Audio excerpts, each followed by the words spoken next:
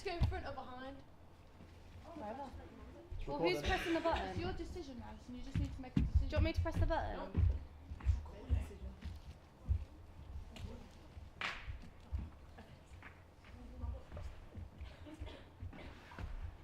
Well, my task was to study about the miners' strike.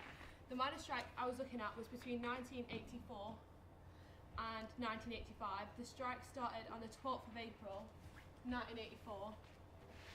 The strike happened due to the National Coal Board announcing they were going to close 20 pits in England, which had a job loss of 20,000. So the leader of the National Union, which at the time was Arthur Scargill, decided to take strike action.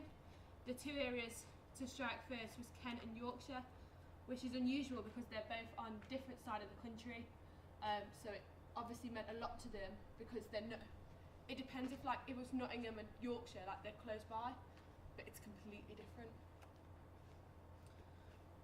Arthur Scargill was born the 11th of January 1938. He joined the National Union of Miner Workers in 1957, which would have made him 19 when he joined. 5 years later, he joined the Labour Party. He played the biggest part in the miners' strike because he caused, well, not really caused it, but he initiated it. On July 60th, Margaret Thatcher called an emergency meeting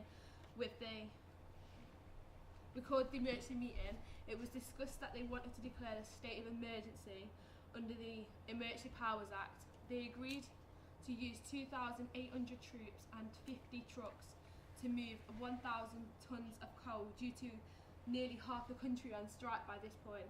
However, some people really disagreed with her and thought the army was a bad move.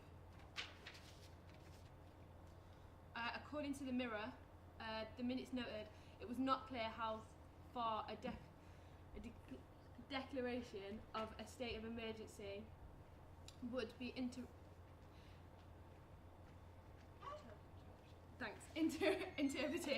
as a sign of weakness, nor to what extent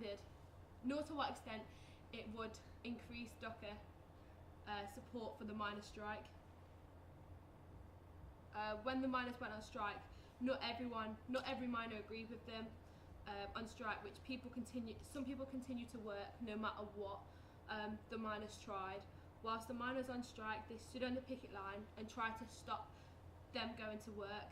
They did this to gain solidarity between all the miners. They wanted to speak.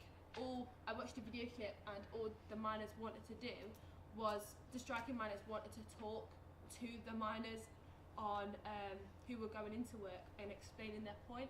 It was more about that they wanted everyone on strike, not just half of them and half of them going to work. There was like 3 people going to work, and all they wanted was solidarity to show Margaret Thatcher, no, this is what we're going to do and we're going to take this action.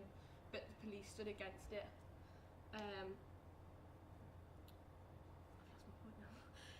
After 24 weeks, the miners who were stood on a picket line stopped a full day of work, and the miners who went back to work only did 2 hours work that day. During the strike, people were criticising the police, saying that they were heavy-handed and they didn't have much control over the miners. I watched loads of news reports about it, and they were pretty violent over nothing. All the miners were doing was literally just expressing their point, and the police would just hit them, and it really angered me because there's no point. All they wanted to do was get their opinion across. In an attempt to stop the miners from returning back to work, striking miners would put barricades up and burning fires. This is one of the lanes going up to one of the pits, and the striking miners did that. That was great. Scargill made a speech on the eve of the talk, and then if you go back, I've got a video clip of the thing, but it won't come up. It's just need to listen to it because it's actually really inspirational.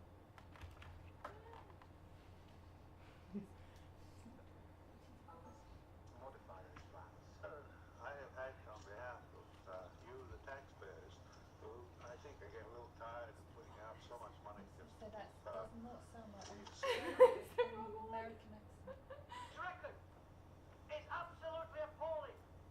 And if we're going to judge people, and we're going to judge standards by terms of achievement, then his record over the past 12 months means that he ought to have been made redundant any time during the course of that period.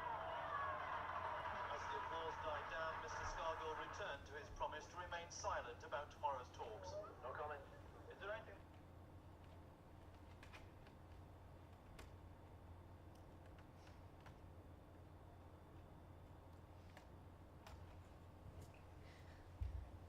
He made that speech on just before he was going to go to the meeting with all the government and like Margaret Thatcher. That was like a big thing that he wanted to do before he actually went to the meeting.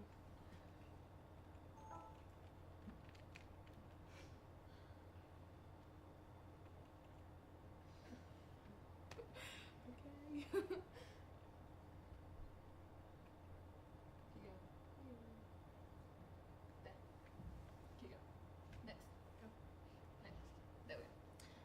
The longer the strike went on, the more people, the more the police changed their approach to handling the striking miners. According to one of the miners, all they wanted to do was actually speak to them and gain solidarity, but the police was not having none of it. They thought they were just out to cause trouble and literally just destroy the pits. They wouldn't. Why would they have destroyed the pits if they wanted to go back in the end? The longer the strike went on, the more angry the miners got against the police. The more the striking miners started to up their game, using missiles to throw at the police over the picket line. However, the missiles were thrown from the back, so they couldn't get caught. They also used bricks and stones and bolts to throw at the police. The further the strike progressed, the more people decided to go back to work at the start, compared to the start of the strike, which was 3 people. Towards the end, 7 months down the line, the total risen to 11. That was quite big, because to say it's only between 3 and 11, that's still quite bad, because not everyone's losing their confidence within the strike. The day of the meeting at the coal board, the leader of the NUP had arrived outside the building, which was a lot of anger and police presence. However, the miners came out in force. While the strike was going on, the coal board were offering financial sums to the miners on strike. However, the miners disagreed with this because it was all just to stop the pits from closing. When the miners went back to work, most of them got turfed out of their family homes and villages just because they went back to mining. When the miners were striking near the beginning of the strike, they would strike close to the pit. The longer the strike went on, the more further they would get away from the pit and more damage the villages and the surrounding area, not towards the pit. The longer the strike went on, the more violence happened and the more younger people that got involved. On one of the news clips, they said the police stated that it was just a chance for young people to get involved and cause trouble against the police.